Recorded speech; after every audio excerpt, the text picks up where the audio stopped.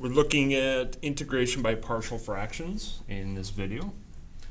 If we were to have this integral, we could easily do this by doing natural logs of each term separately.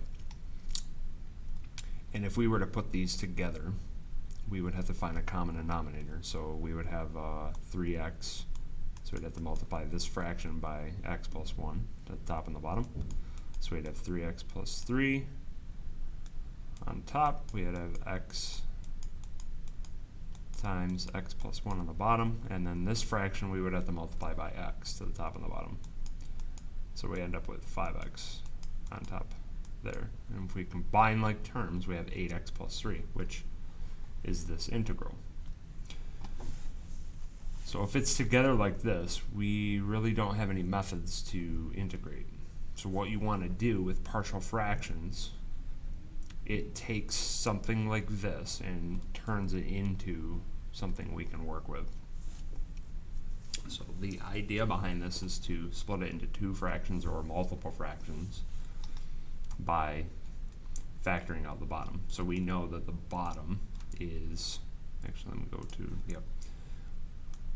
Bottom is going to factor out to be x plus 1. And I know we know what the answer is, but if we didn't have this to begin with, this is what we need to do. So we have this 8x plus 3 on top. So what we're doing is factoring out the bottom. That's the first part, first step. Always factor the bottom. And now we can split this up. Okay, so what we're trying to find, and we're not going to integrate quite yet. This is a separate kind of part of the problem. So I know that 8x plus 3 over x times x plus 1.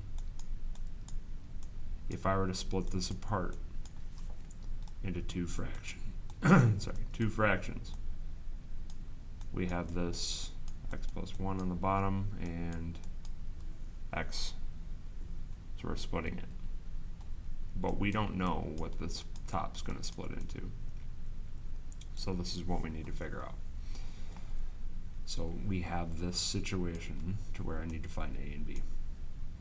So we're going to multiply both sides by the common denominator.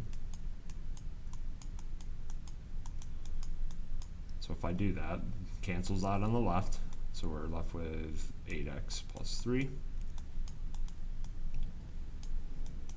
I multiply this fraction by the common denominator. The x's cancel, so I'm left with a times x plus 1.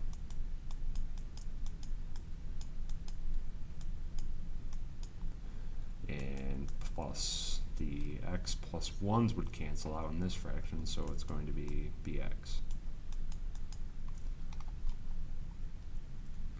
We need to simplify this a little bit, so multiply the a through.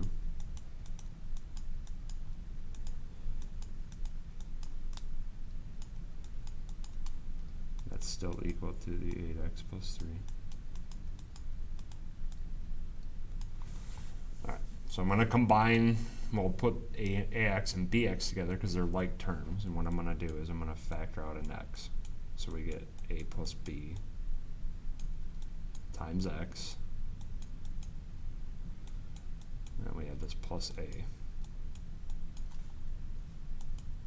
So once we get it reordered, simplified and reordered, what we want to do is we want to match up things together on the left and the right.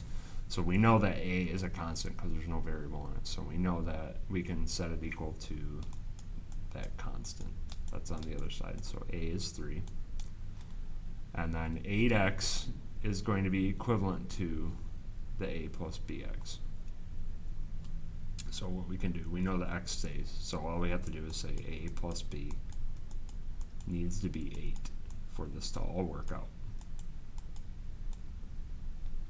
Okay, so we have a system of equations here. So a equals 3, and we know that. And then we can go ahead and plug a in, substitute it in. So we would have 3 plus b equals 8. So b would have to equal 5 for this to work out. So now we can write it as the integral of 3 is a over x. So we need to keep it matched up with what we had on the bottom. Don't mess that up. Plus b is 5 over x plus 1. So now we end up where we need to be. So we can integrate this separately, each term separately, very easily, using natural logs. So that's the problem that we had over here. So I'm going to cut this video. I'm going to make another one of some more problems.